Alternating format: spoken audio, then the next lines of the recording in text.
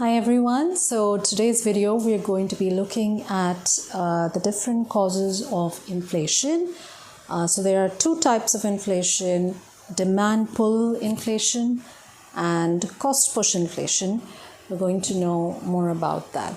So demand pull inflation, as the name suggests, is something to do with demand. Because it's a macroeconomics concept, it means we are looking at aggregate demand, which is the total demand of all the goods and services in the economy which is produced in a particular period of time. So because of the demand or the aggregate demand being excessive, it is pulling up the price level, and hence the name demand pull inflation. When we look at the diagram, I think it's very easy to relate the name and the diagram, which makes it a concept which is very easy to remember and understand. Demand pull inflation would basically create an inflationary gap in your ADAS diagram, in your aggregate demand, aggregate supply diagram. And it is caused by aggregate demand increasing at a faster rate than short-run aggregate supply. So basically you're saying that short-run aggregate supply cannot keep up with aggregate demand. Now, to give you an example of demand in the microeconomic sense, for instance, because of the coronavirus pandemic, when it began, governments made mask wearing, face mask wearing compulsory, obligatory. So there was a surge in the demand for face masks. Now that was one product, but the firms who were producing it, manufacturing it, they just could not keep up with that excessive demand at that short period of time. They needed more time to make those face masks and to meet the demand for that. So that led to excess demand, and supply could not keep up with that. That was one product. So one market, that is the market for face masks in whatever country we want to talk about it. But when we talk about this in the macro sense, this is all the goods and services produced. So now how does that happen? How is it possible that all the goods and services produced in an economy over a period of time in general, on an average, get expensive? That aggregate demand increases and short-run aggregate supply cannot keep up, and hence they get very expensive. How does that happen? Now that happens because of an increase in any one of the components of aggregate demand. It could be C, which is consumption spending by consumers. Probably you can talk about something like unemployment level going down. If the real GDP in a country increases, if there is economic growth in the short term, it means that lots of people are now more employed, which means lots more income, and that income would mean a lot of spending. So consumer spending going up. If consumers are spending more than faster than firms can make the goods, that would lead to demand pull inflation. It could be I, or investment spending by firms. If firms are spending much more than short-run aggregate supply can keep up, if there's a lot of investment, then that could lead to, again, aggregate demand increasing. Now that could be a result of maybe a monetary or a fiscal policy, because sometimes monetary and fiscal policies, in fact many times, they actually lead to demand pull inflation in some way, because they're out solving one problem and that leads to another problem. Remember, macroeconomic objectives, they often conflict each other. There's a conflict in, say, unemployment and inflation, because as we can see here, when unemployment level goes down in the case of a short-run economic growth condition, when real GDP is increasing, we would see actually an increase in inflation. So because of that conflict, there is bound to be policies which are solving one problem and creating another. right? So you could say something like, let's say for instance, the government decreases the income taxes to be paid. So if people have more money now because they had to pay less income taxes, it would mean more disposable income for consumers, so they would spend it. It would be more money for the firms to invest. So I would increase or C would increase, which in turn would lead to demandful inflation. It could be the government actually spending more money in order to increase economic growth, to increase the GDP, and that could again lead to government spending, that could again lead to demandful inflation.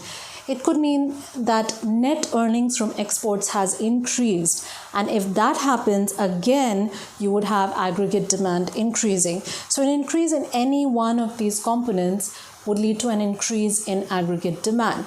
Now, how do we show that on a diagram? We can show that using our regular ADAS diagram, which we call the monetarist model, and we can also show that on the Keynesian diagram. So let's look at both of them. So for the monetarist model, on the y-axis, you can show the price level, and the x-axis will be the real GDP, right? Now you show a downward sloping aggregate demand curve and an upward sloping short-run aggregate supply curve.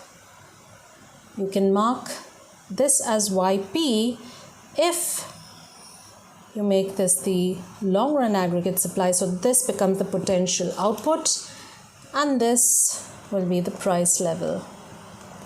So let's assume that we're starting at potential output, that the economy is at its potential and it is producing its potential output, and it's at the full employment level, right? And then because of an increase in, let's say, government spending, there's a lot of government expenditure, and they haven't really increased taxes, but they are increasing government spending. So this is an expansionary fiscal policy. Aggregate demand goes up. So there's an increase, a shift out. This is the inflationary gap. So you can call this Y1 or Y inflation, and this becomes your price level 2, which shows that the price level has increased, right? And this shows demand pull inflation. So this is demand pull inflation. Remember, when you draw your diagrams, you make sure to label them and check that you have labeled your axis, check that you have labeled your curves, your aggregate demand curve, your aggregate supply curves, check that you have marked the equilibrium points that have to be marked, okay? So that way you can be sure, and even you've shown the shifts, right? So if there's any, shift of curve and all, just make sure you label that, because it helps it make it dynamic. So kind of when you draw your diagrams, you won't make sure that you have aced them. So that would mean your axis, your curves, your equilibrium points, and your dynamic. Is it dynamic, your diagram? Have you shown the shifts? Okay.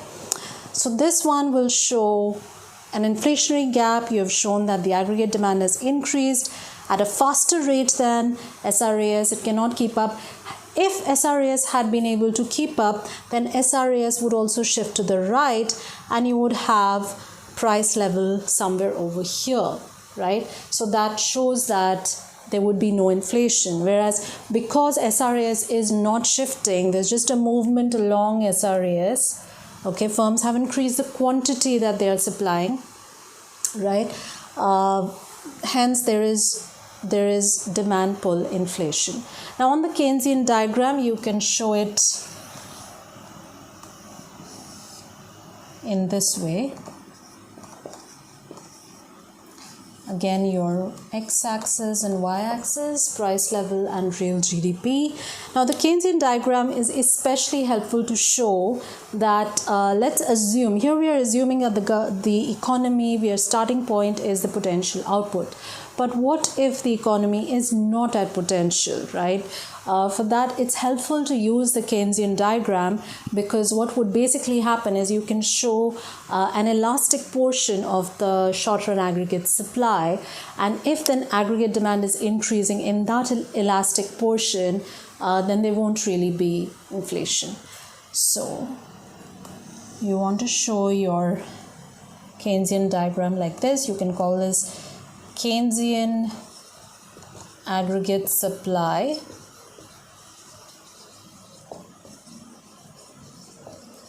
and this would be, let's say, price level 1, right? And I'm just going to draw multiple aggregate demand curves here to just illustrate what I explained. So let's say the economy starts out at AD1. So now at AD1, the output is Y1 and the price level is PL1. Now, if there is an increase in real GDP, aggregate demand has increased, and it has come to Y2. We see there is no change in the price level. The price level is still at PL1, right? Now what we want to do is mark the potential. The potential is somewhere over here in the bottleneck of the curve, and we show another AD curve. This one is AD2, right? So this one is AD3. So at AD3, we can see a slight increase in the price level. So let's say this is price level 2, okay? And then if the aggregate demand further increases to the vertical portion, and that's a definite inflation. Look at the huge difference this in PL3. So from PL1 to PL3, we can see that huge difference. So it really depends on which point of the aggregate supply curve is your aggregate demand. Because in the Keynesian model, we are assuming that, and we're showing that there's a lot of spare capacity over here. Whereas if the economy is already at potential, it means that there is no spare capacity left. We are at full employment level, and after that, the unemployment rate is actually lesser than NRU. There's a lot of demand for workers. At this point of time, labor is highly in demand, and there can even be a point where frictionally unemployed workers, structurally unemployed workers, they are the ones who are getting jobs too. So for a point of time, temporarily, they can also get employed. So that's the good part. Unemployment rate is definitely very low. It's lower than natural rate of unemployment, but at the same time, it's also unsustainable, and this cannot be sustained for a long time, right? So this is all about demand pull inflation. Now let's come to cost push inflation. What exactly is cost push inflation? So now if demand pull inflation is because of aggregate demand increasing, and that has pulled the price level up. So this is a good way to look at the aggregate demand increasing, shifting to the right, and the price level is literally being pulled up. You can see this green arrow here. So cost push inflation would also be easy to understand and remember by the term cost push inflation. Okay, it's basically due to an increase in the cost of production. So this is basically your key as to cost push inflation. What is it? It's an increase in the cost of production for firms, right? So how does that increase happen? Well, it can happen due to a number of reasons. Let's say that firms are importing their raw materials with which they're making the goods and services. So if that input price increases for whatever reason, currency issues, or due to some import taxes, or some barriers, or some dispute between the governments, etc. There can be a million reasons why the imported raw material prices can increase. Domestically also, raw material prices may increase. There could be an increase in the price of oil. That's very, very common because oil prices fluctuate. So any kind of supply side shock, I'm writing SS for short. Any kind of supply side shock can cause cost push inflation. So here we're looking at the supply side of the economy, and here we were looking at the demand side of the economy. Remember then that when inflation is caused by the demand side of the economy, there is economic growth. So there is a decrease in unemployment, and there is also an increase in price level, right? And the way to solve it is monetary or fiscal policy, any demand side policy. For cost push inflation, it's a supply side problem. It could be an increase in rents for commercial properties, right? So firms are suddenly facing an increase in rents. That could be a reason for cost push inflation. So any kind of supply side shock. It could be the weather, some kind of weather turbulence. It could be an increase in labor costs and an increase in corporate taxes. So any of these reasons really.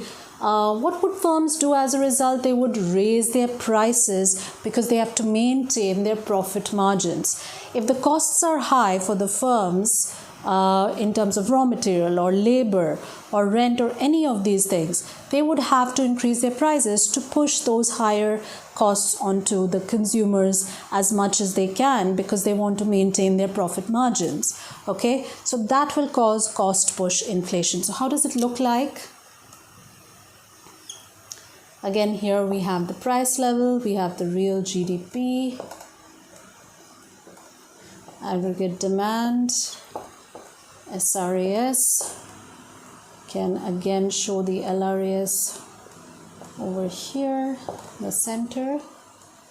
Remember to draw your diagrams a little slowly and carefully, especially if you're starting out drawing diagrams, because these are the key to a very successfully written essay answer, right? So this is the YP, this is the price level. So just the same way that you constructed the diagram for a demandful inflation, the starting is the same. You draw the AD, the SRAS, the LRAS, show the price level and the potential output. And now it is cost push inflation. So the SRAS is decreasing, supply is decreasing because increased cost of production means less supply, right? Increased price of raw material means less supply. Increased rents means less supply. So the SRAS is shifting to the left. So we can call this SRAS 2. Okay. And now this is Y1 and PL2. So let's say this is let's leave this at Y1. So here we can see a difference from demandful inflation. We can see this is the same, right? There is inflation. The price level increasing is showing us inflation. But over here, this was a rightward arrow and here we have a leftward arrow, which means that real GDP is actually decreasing. So there is a fall in real GDP, whereas over here there was an increase in real GDP.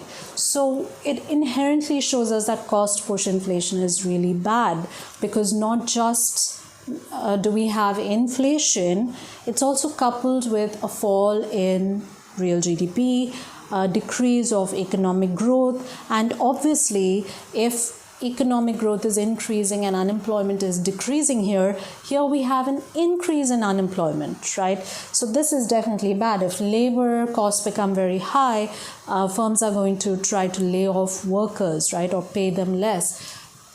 So in a sense, this is a bad thing.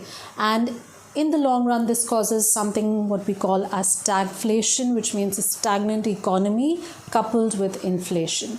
So it's definitely not favorable for the economy, and the way to deal with it would be through supply side policies, which we'll be looking at. This would need demand side policies, monetary policy, fiscal policy. It's more of a short-term problem, and it basically happens in every economy where there's economic growth. But cost push inflation is definitely undesirable, and it can lead to something like stagflation, which is a serious problem where you have lowered economic growth, you have high unemployment, and you have high prices of goods. Okay, and in the next video we will look more into the different costs of inflation.